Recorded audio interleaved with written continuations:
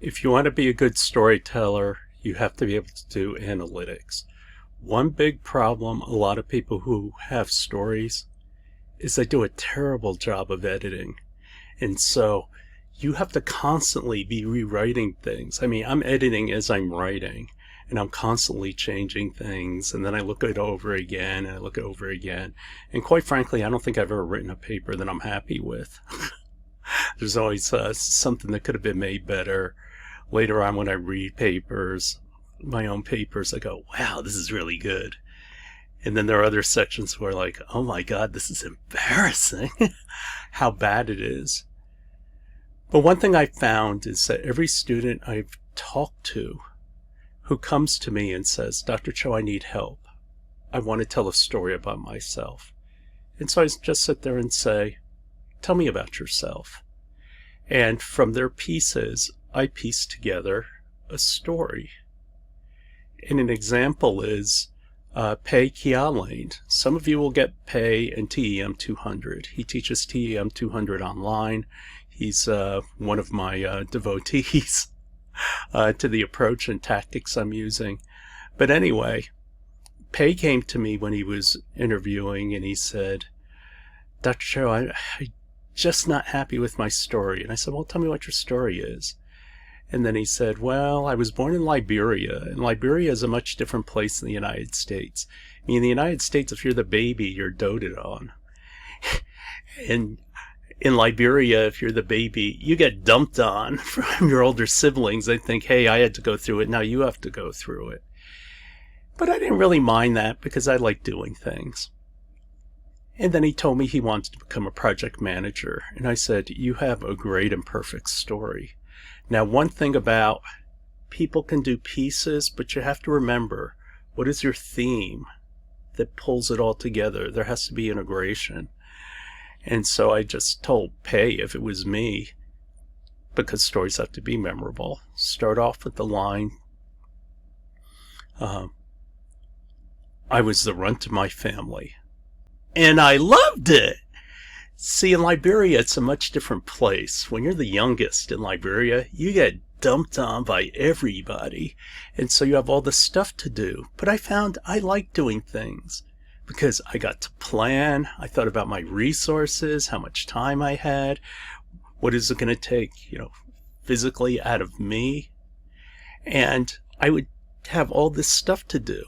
And I would just constantly plan. And there's no better feeling when you get something done. And then you get to move on to the next thing. And so I didn't realize it until I was older, but I've been a project manager my entire life. I just love it. I love the action and working with other people. And I would really love to ply my trade at a place like here. Story.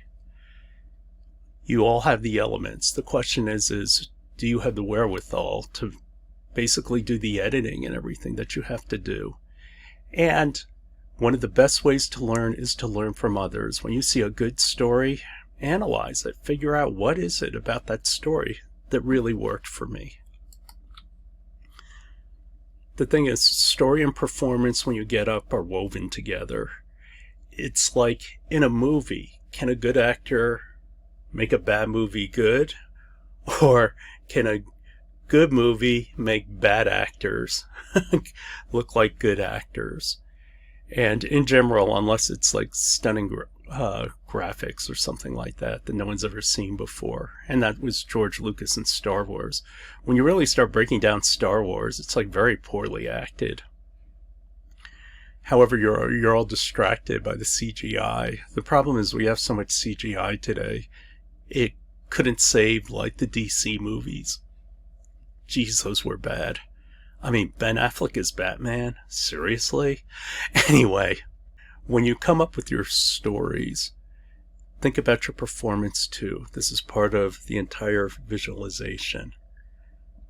And if you can create a story, you can destroy a story. Meaning, all the planning you did, all the parts, do it backwards. And so what you're actually doing, if you can do it backwards, is you're experimenting with it. And What you're looking at also is feedback. How well did it work? How well didn't it work? And it's all part of the same process. For example, people think strategy and tactics are two separate things, and they're not. They're woven together.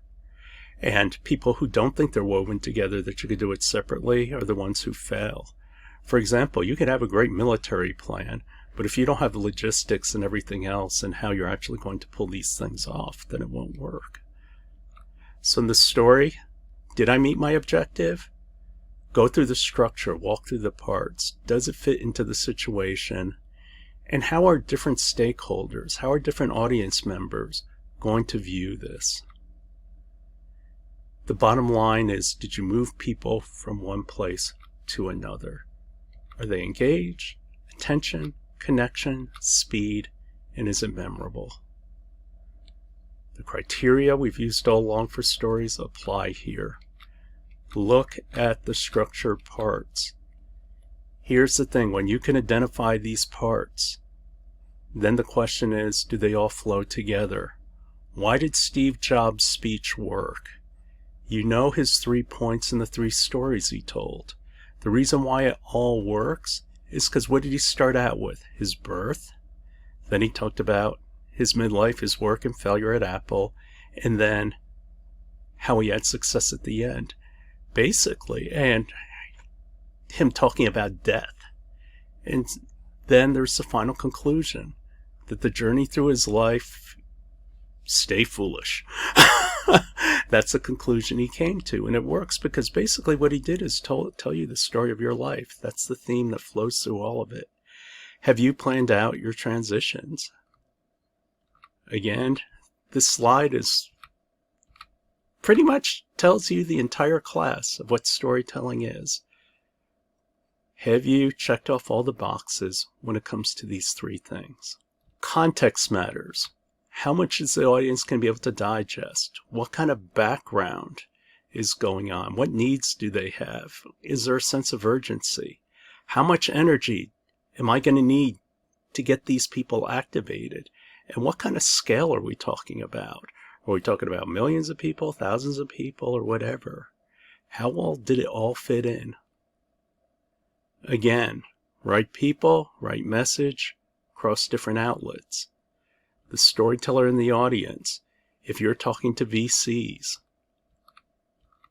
you're going to be pitching to a diverse audience of engineers, VCs, and marketers. Also, junior VCs are going to be there too. And each of them have different needs.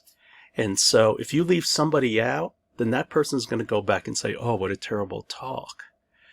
You can't address everybody's needs, but the one thing you can do, though, is just touch on certain points.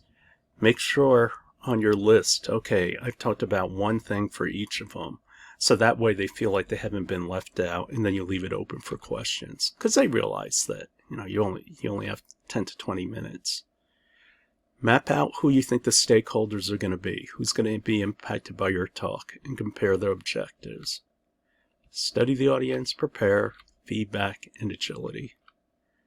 In terms of strategy, how well did you do a characterization?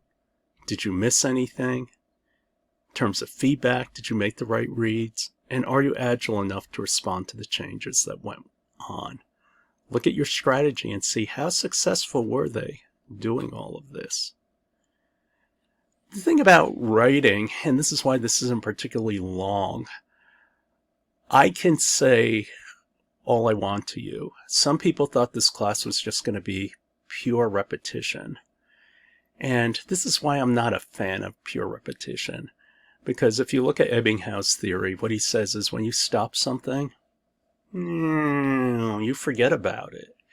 And this is why when you take classes with me, I data dump you. This is the way MIT did it for me. But the point is that these slides are basically your notes. You could look this stuff up later to do it. One of the great examples is one of my students I had in my marketing class. I had a lecture, Marketing in Me, and it was about how do you market yourself? How do you go find a job? And one of my students, I gave that lecture when he was a sophomore, and then when he was a senior looking for a job, what did he do? He just pulled it up and just followed what the slides told him, and he got a job. Subsequently, he was concerned about, what story should I tell Dr. Cho? And so we sat down, and he told me, well, I grew up in a small business household. My family owned a machine shop. Some of you might have rolled down the highway at like 3 a.m. and you see a truck moving a gear that's about 2 stories high. That's what his family business was. They made stuff like that. And so the student Jake said, I'm applying for a job in finance, and I don't know if I'm going to get it. And he was kind of nervous because he said, I'm going up against W.P. Carey students, and I'm going up against UCLA students. I don't know if I can get this job. And I told him, what is the job? And what this company does is that they lend money, but they don't lend money necessarily against the company's collateral. They do it against their capital equipment because they're well equipped. And so I said, you have the perfect background for this job. Now, this is where Art of War comes in. This is a competitive situation. Can you point out something that can drag the competition down or elevate you up? And so what Jake said is, or what I told Jake to say, and that's what he executed on, is I told him, you have a lot of people applying for this job, and they're great financial minds and does everything else. But there's something they don't do. And that's that, do they actually know what they're loaning their money against? I'm a perfect fit for this because I grew up in machine shops. I know capital equipment. I know the cost. I know the value. I know when it's going to wear down. I know the lifetime of tools. And because I know that value, I can make a better deal than they can because I understand what I'm doing for this business. And then he ended his interview, and the guy interviewing him asked him, so do you have more interviews this week? He said, yeah, I got 2 or 3 more. And he said, no, you don't. Sit back down. And Jake asked him why, and he said, because you're not leaving here until you accept my offer. So that's how he got a job. Subsequently, he's gone to, he wanted to go home to Southern California. So he was vice president for Bank of America for a while, and now he's vice president for a different firm. But anyway, you can always improve. And just sitting around, watch people. This is what my wife and I do.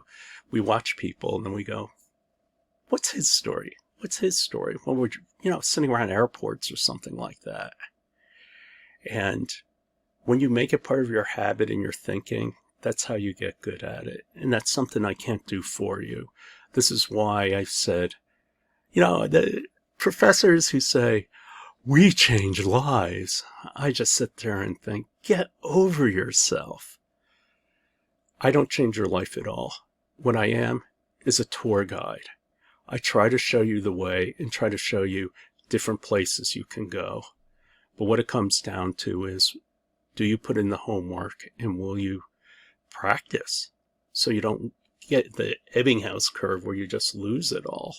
Now, this is a video of graduation, and I'm just asking you to watch 2 minutes at the very end and tell me, does this really work?